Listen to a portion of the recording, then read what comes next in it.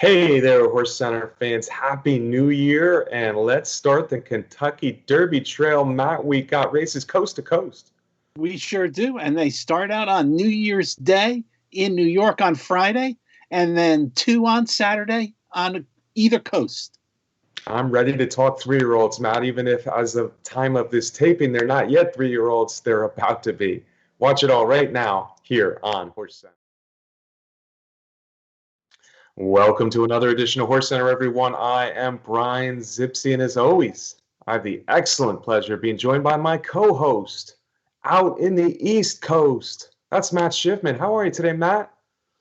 I am good, Brian. I am ready to talk with you, my friend, about the 2021 Kentucky Derby Trail kicking off tomorrow, New Year's Day at Aqueduct. Yeah, well, I think first we should wish everyone a happy New Year's, Matt. This has been a tumultuous year, 2020, so we're going to put it in the rear view mirror here, starting with HorseCenter today. We wish you all a very happy New Year. And yeah, let's talk Kentucky Derby prep races, coast to coast, folks. We're going to start Friday, as Matt said, New Year's Day in his neck of the woods. Beautiful Aqueduct racetrack, Matt. We got a compact field of five, although I think it's a somewhat interesting field of five, Matt, in that every horse in the race has a shot, I think, in this Jerome. But let's start with Swill, because Swill comes out of the barn of Mr. Brad Cox. Yeah, and I agree, Brian. It is an interesting field, the field of five. I don't know, Brian. I don't think we're going to see the Kentucky Derby winner in here, and we probably aren't even going to see a horse from this field make it into the field on the first Saturday in May. But it is an interesting field with New York bred, with a couple of New York breds, a California bred, and as you said, it's an interesting field with the favorite likely to be that Brad Cox horse that you mentioned that was a maiden winner at Churchill Downs going 7 furlongs, and then most recently finished fourth in the Kentucky Jockey Club at Churchill, grade 2, in a race where a whole bunch of horses were very closely racing down the stretch. Yeah, I think, first off, ye of little faith, Matt. I have every belief in the world that at least one of these horses will make it all the way to the Kentucky Derby, but we shall see. Hey, this is January 1 after all. Everyone has huge aspirations. Swill, I thought, ran a decent race in that Kentucky Jockey Club. He was down on the rail for much of the race. And let's face it, Matt, that was a tougher race than he'll find here at the Big A on Friday, a bigger field, and more accomplished horses going in. His win at Churchill Downs in his third career start was quite good. He went right to the lead and did well in a 7 furlong maiden race, third time out. Hey, listen, Brad Cox has done big things in the last few years, but I think he's done pretty big things with offspring of Munnings, and this is another one. Kentucky Jockey Club, if he runs back to the race, I think that could be good enough to win this. But I will say this, Matt, trying Aqueduct for the first time, especially in the winter, is not the easiest thing. So if we're talking Swill is the favorite in this Jerome, first time at Aqueduct, I might lean elsewhere to look at horses who have experience over that tricky surface at Aqueduct. And maybe we should start with Rudy Rod's horse, Eagle Orb, because I think Eagle Orb was a decent horse his first 3 races, but he switched to blinkers for the last 2, and I like what I've seen out of the Son of Orb in those last 2 races, Matt. Yeah, that's for sure. And everything you said about racing at Aqueduct, and we've talked about it before on the show. It's a unique track. It's a very deep track. It's a track that can be tiring. Nothing like racing on those Kentucky tracks where the likely big favorite Swill has been running. But like you said with Eagle Orb, this is one of the New York breds that I mentioned. Got a stakes win last time out in the Notebook Stakes, going 6 furlongs. The race before that, maybe is the biggest feather in his cap, was in another one of those New York bred races where he finished second behind Brooklyn Strong, a competitive second, to Brooklyn Strong, who would go on to win the Remsen. So that's a good thing. I like Eagle Orb in here, but I do have a little bit of a question in my mind about the mile distance. Yeah, I'm not so worried about the mile distance. As a Son of Orb, I think he'll be just fine. I can see why you say that, though, judging from the past performances. He did stretch out to face Brooklyn Strong in that Sleepy Hollow, and I think it was a very good effort. Listen, if Brooklyn Strong was in this Jerome, Brooklyn Strong would be absolutely the horse to beat. Eagle Orb gave him a good race there in the Sleepy Hollow. Then he cut back in distance for the Notebook, but I really liked what I saw in the Notebook, where he rallied a little bit and he was really strong. I know it was a shorter race, but back at the 1 mile distance, folks, all these 3 races we're going to talk about, the Jerome, the Sham, and the Mucho Macho Man, happen to be 1 mile. So if you like 1 mile racing, that's what we got this weekend in these Kentucky Derby preps. I think if the most likely winner coming off that Notebook at Aqueduct is Eagle Orb. I think he sits a good trip, and I don't think the mile is an issue for him. I like the experience at Aqueduct. And the next New York Bred Stakes winner, Matt, also has stakes winning experience at Aqueduct. His name is Hold the Salsa. Matt, he's already run against Eagle Orb 3 times. This will be their 4th meeting. Eagle Orb's beaten them 2 out of 3. But Hold the Salsa's won a couple stakes already. Certainly has, and he's won New York Bred Stakes, going 7 furlongs. And hey, Brian, this horse is a little bit of a feel good, a little bit of a great story. Trainer Richard Lugovich is the owner, trainer, and breeder of this horse. He was the owner, is the owner of the dam of Hold the Salsa. And Lukovich is a veteran trainer on the New York circuit, doesn't get too many quality horses. This is no doubt the best horse that he's had in terms of money earned. Hold the Salsa is the leading money winner in the race. It would certainly be a feel-good result if he could get this win for Lukovich. Yeah, rumor has it, Matt, that he was even there at conception of this horse. He's certainly the guy. He's not going to ride him, though. He won't ride him. Hold the Salsa. Hey, I like the other New York bred better. I think Eagle Orb has kind of passed him by the last couple races. But Hold the Salsa, there's a lot to respect there. He's run a bunch of good races. 2-time stakes winner, as Matt said, the money leading earner in the field. So that's something. Be interesting to see how these New York Breds stack up against Open Company, but in the Jerome, I think they found Open Company that is not necessarily scarier. The next horse, Matt, on our list, I think is a real, true wild card in here, because the Son of Quality Road Original has only had 2 races. One was pretty darn bad, and that came on dirt, and then the next one was pretty darn good, and that came on turf. So now he's back on dirt for the Jerome, and I'm really not sure what to think. Yeah, that's exactly what I said in my preview of the race at Horse Racing Nation. Just don't know what to expect.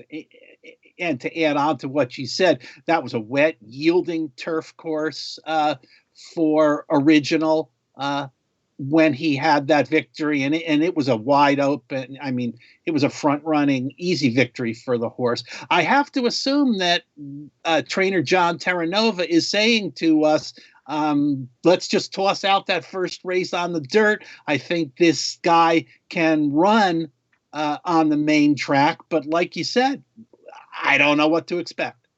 Yeah, a true wild card, and Terranova. I understand what's happening here. His turf race was very good for you, front running win on the grass, but the speed figures came back very good. He's bred for dirt, so certainly a horse you have to fear a little bit. I don't know if he has the early speed, maybe of 1 or 2 of the others in here, but he looked good on the turf, wire to wire last time. And the other horse on the list, Matt, is way down on the morning line as far as the rest of the horses in the field. He's down at 12-1, but I don't see him deserving to be that far detached from the rest of the field. I think he's a very interesting horse. This is a son of Street Sense out of a hard spun mare, an interesting mating there, if you remember the 2007 Triple Crown Series. His name is Capo Kane, excuse me. And Capo Kane, I thought his 2 races at Parks were very good, Matt. And I will add horses that have come from Parks, especially this year, 2020, that is, have done pretty well in stakes races in New York. Yeah, I agree with that, Brian. And again, this is a horse for one of those veteran trainers, Harold Weiner at Parks, who hasn't had too many really good horses, but might have one here. This is a California bred, interestingly, finding his way to the East Coast. He broke his maiden impressively, going 1.70 miles. Which is 2 turns at Parks. They'll be going 1 turn for that mile at Aqueduct. Got a speed figure in that race that's just as good as any speed figure that any of these other horses in the field got. Breaking from the 1 hole, but I guess somebody's got to be the long shot in there. But hey, could win this race also. Yeah, and I think there's value with horses coming from places like Parks or maybe Maryland when they come to New York, especially this time of year. I really do. Even the race he lost, his first debut race, he really pressured a very fast pace and finished second that day. So I like his 2 races at Parks. I don't think the bettors, or at least the morning line, is giving horses from Parks enough respect that they've kind of earned this year. So Capo Kane, I think a very interesting long shot. I said if I had to pick one horse to win, it would probably be Eagle Orb. But at the odds, Capo Kane, very interesting to me in this year's Jerome. Yeah, Brian, and I'm going to, just because I'm a sentimental guy, Brian, and you know that, I'm going to pick Hold the Salsa to win the Jerome. And I never hold the salsa, Matt. I'll put salsa, good salsa. I'll put good salsa on a lot of things. So I'm going to not hold the salsa. So I'm not going to pick hold the salsa in this race. Okay, enough of that. Matt, let's bring it west. Let's bring it west, because I think the story of this weekend ultimately will be what happens in the Sham. So also a mile at Santa Anita on Saturday, January 2. And if you ask me, Matt, you haven't, but if you did, who was the most impressive debut winner of all the juveniles in 2020? I probably would say Life is Good, and we get to see Life is Good make his second start here in the Sham, and we've been looking forward to it ever since he made his debut on November 22. Well, Brian, if you don't say that Life is Good was the most impressive 2-year-old debut winner this year, I'm sure there are plenty of Bob Baffert fans out there that would say that, are saying that, and have said that over and over and over already since Life is Good won that debut at Del Mar by 9.5 lengths and earned 91 Beyer speed figure in there. So it's Baffert, it's Into Mischief, it's winning connections that have done big things in the past with Baffert. There's little to expect except another big performance from this who will be 3-year-old making his first start of the year. Yeah, and off the 9.5 length win and very fast time at 6.5 furlongs at Del Mar, where he set ridiculously fast fractions and then he just coasted or poured it on, if you will, down the stretch. He deserves to be a heavy favorite in another 5-horse field, a compact field of 5, Matt, for the Sham. He deserves to be a heavy favorite. He probably doesn't deserve to be as low as he will be. We're talking 3 to 10. Listen, he was 1 to 5 in his debut race. The secret was out, and he lived up to those odds in a big way. He's stretching out to a mile, and he's facing good horses now. So there are reasons to say, hey, I want to try to beat the heavy favorite. Life is Good in here. Unfortunately, I've seen enough from him in the mornings and in that one race to not have any confidence at all that anybody will beat him. One of the horses entered in here trying to beat him is from his own stable, and he's another horse who's 1 for 1. His name is Medina Spirit, Matt, his son of Protonico, the young sire Protonico. You remember him from just a few years ago. He made his debut at Los Alamitos, 5.5 furlongs, a handy score there, and a fast score at 5.5 furlongs. But we're also going to show you folks a workout between Medina Spirit and Life is Good from not that long before they each made their debut. And it kind of shows you a few things about the two horses, Matt. Yeah. Again, Medina Spirit won his maiden easily by 3 lengths at Los Alamitos, and in that workout, I don't think either one of them was being particularly pressed hard in that work. They both hit the wire with a respectable time. Life is Good as was on the outside, coming from behind, and took the lead at the wire. But clearly, Medina Spirit was not being asked to run very hard in there. Yeah, workouts are workouts. The afternoon is a different animal. But on the other hand, the way Medina Spirit broke on top and then Life is Good reeled him in and then quickly pulled away makes me wonder about, well, how good is Life is Good? And then, unfortunately, how good is Medina Spirit on the other end? Nice maiden win, though, and every right to move forward. I'm not crazy for the 5.5 furlongs to a mile stretch out. Another full furlong more than Life is Good has to go. So if he's the second choice, I would try to beat him underneath Life is Good at the very least. And the horse I'm kind of excited about underneath, although he could also be the second choice. I'm not certain who will be the second choice in here. But Parnelli, to me, Matt, out of the John Sheriff's barn, wearing those familiar purple and gold colors of CRK, a son of Quality Road, another son of Quality Road, looks to be progressing in a very good fashion for trainer John Sheriff's. Yeah, and this race is actually setting up to be a pair of Bob Baffert runners against a pair of John Sheriff's runners. So 4 out of the 5 from those two big name trainers. Parnelli broke his maiden in his 4th try at Del Mar, going a mile. He's by Quality Road, so should be able to handle the 2 turns and the extra distance. Yeah, and it's not extra distance for him, at least, because he's been a mile 3 straight races, and this is a mile race. So I think he does have that advantage over Life is Good. He also has the advantage of quite a bit more experience. And if you look at those maiden races, folks, you might say, well, 1 for 4, but his maiden win last time was quite impressive. And the 2 races before that, both of them were narrow losses to horses who have really proven themselves since then. Hot Rod Charlie, 3 races back, narrowly beat him, and then Spielberg, last 2 races back, beat him. So those 2 narrow losses were to horses who came back and ran very well in the Breeders' Cup Juvenile, and then a graded stakes winner in Spielsberg. I like Parnelli. Out of all the horses we're talking about this weekend, he might be the second best 3-year-old in my eyes. We'll see, but I just can't pick him to beat Life is Good. Matt, the other Sheriff's horse in here, Waspirant, is the son of Union Rags, and he showed some talent early in the year, then was 4th in the American Pharoah. We haven't seen him since.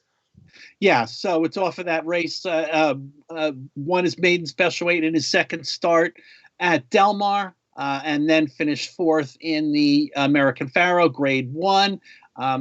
Also from John Sheriff's, another one that, in my eyes, has a good possibility to be the 2nd place finisher in this field. Yeah, if he moves forward off that little over 3-month layoff, he's an interesting horse as well. As is Uncle Boogie, Matt, the son of another young sire, Ride on Curlin. You all remember him from the Triple Crown a few years ago. He'll be ridden by Flavian Prat, and he showed good speed. Even though he came out in maiden claiming to begin his career, he showed good speed the first 2 races, won a maiden the second time out nicely. And then last time he really rallied pretty well to be second, although a well-beaten second in the Bob Hope. Yeah, it's an interesting horse. They got away with getting a victory in a maiden claimer with a horse that maybe has a little bit of quality. Interestingly, this is a Florida bred, so can't throw him out as a possibility for that 2nd spot. So I think clearly, Brian, we're saying it's Life is Good, but then The other four are, pretty evenly matched for the second and third spots. Yeah, all four of the others have things to like. I happen to like Parnelli of the group, but it's an interesting little group.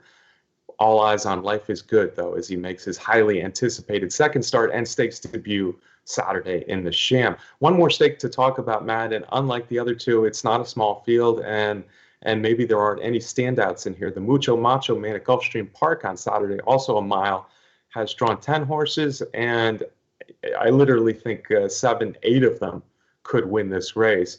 I guess we start with Mutasabek, who was an impressive winner of the Bourbon on turf 2 starts back, but kind of laid an egg when he went for the Breeders' Cup Juvenile turf.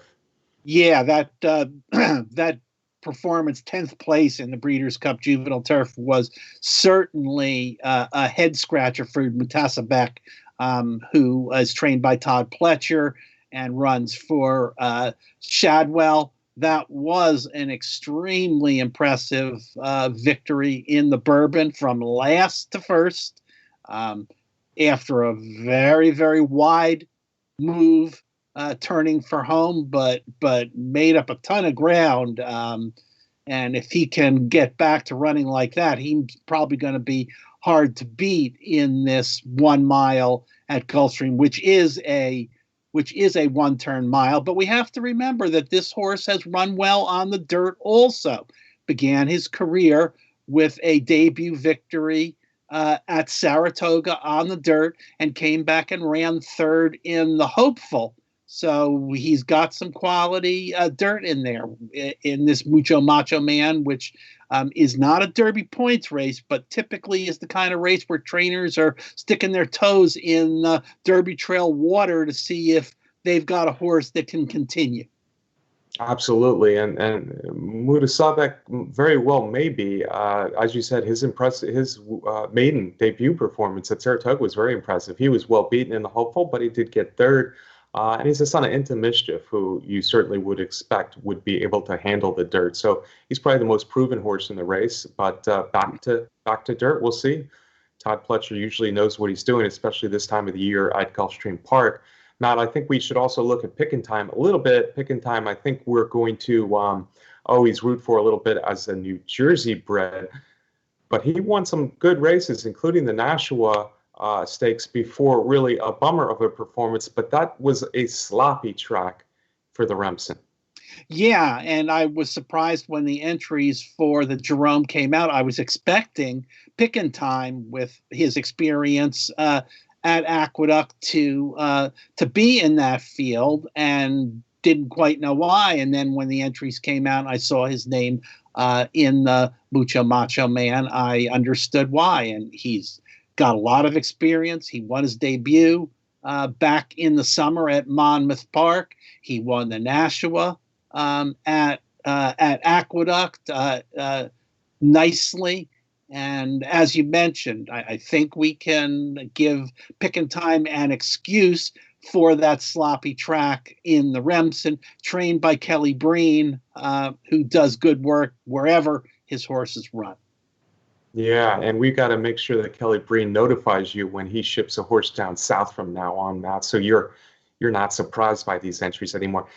As I said, this is a very wide open race. Those are 2 horses who are graded stakes winners already, but a lot of other horses could win. Big Thorn has run very well, son of the Big Beast at Gulfstream Park West, coming off a sprint stakes win. Easy Time was a first out winner, son of Not This Time, for trainer Mark Casse up on the synthetic surface at Woodbine.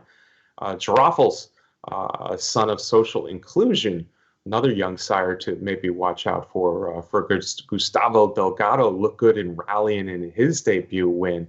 Dale Romans has a horse who has some things to like in here, as does trainer Antonio Sano.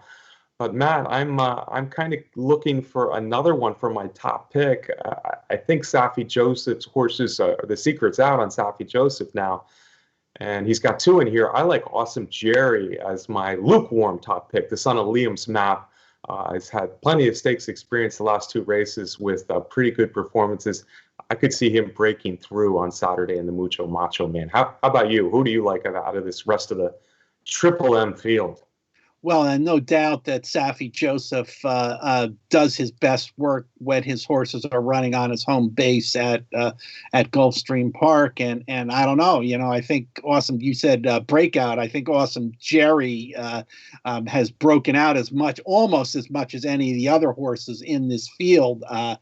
With debut win, snuck him in for a $50,000 maiden claimer, and then an allowance at one of the Gulfstream Park tracks. He's got a second in a stakes race at Delta Downs, and was fourth in a very quality field in the Nyquist.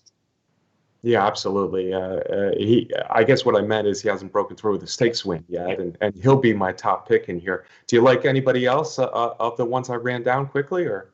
It's going to be an interesting betting race in terms of who's going to take the money. It would seem that Mutasabek should be the one, but I guess Pickin' Time's going to attract a lot of attention. I think Awesome Jerry that you mentioned is also going to attract a lot of attention. I don't know. Mark Cassie putting Easy Time in there. Maybe we'll get a decent price on that one. And Cassie's dangerous with horses early on the Derby Trail. Yeah, Easy Time sure looked good in his debut at Woodbine. I a little skeptical about horses coming from Canada with only that synthetic surface experience trying Gulfstream, but not this time. As a good young sire, and Easy Time might be a good one for Mark Cassie. I did like what I saw from Girafales too, the Gustavo Delgado horse, when he flew by his competition in a maiden special weight. And I mentioned Big Thorn, the big beast, another young sire. He was a big beast on the racetrack, and Big Thorn a mile might be about as far as he wants to go, but he's looked good over at Gulfstream Park West for trainer David Fox. If I had to give you exactly though, Matt, I'm going to say Awesome Jerry over Mutasabek. Yeah, I think that's a wise choice. I think if Mutasabek runs his race anything close to what we saw in the Bourbon, he might be tough to beat in there. I like Awesome Jerry. As I said, I like Mark Cassie's Easy Time. I think I'm going to avoid Pickin' Time in here. I don't like the ship from Belmont down to Gulfstream Park for this race. All right, folks, there you go. We got 3 Derby preps coast to coast, Friday, Saturday, New Year's Day into January 2. We're getting ready for that Kentucky Derby, which we're really hoping is the first Saturday in May this year in 2021. Matt, after 3 previews of Kentucky Derby preps, can I get a parting shot from you? Yeah, Brian, I think this year the Derby will be on the first Saturday of May, whatever the conditions are, with spectators, without spectators. Who knows what's going to be going on in this world of ours now. But anyway, as you said earlier in the show, Happy New Year to all you HorseCenter fans. And I want to thank our producer, Brett Workman, for putting together the show. Happy New Year to Brett. And folks, I hope you have just a terrific 2021. I know a lot of us suffered just a little bit in 2020 with everything that's going on. Better things to all of you in 2021. And if you haven't yet subscribed to our YouTube channel here on Horse Racing Nation on YouTube, please do that now. It helps us out a lot. We sure do appreciate it, as we appreciate you watching every week. Thanks to the sponsor of HorseCenter, and that's Derby Wars, the best contest site out there. Folks, Matt and I will be back after the new year next week with another big edition. We'll see you then right here on HorseCenter.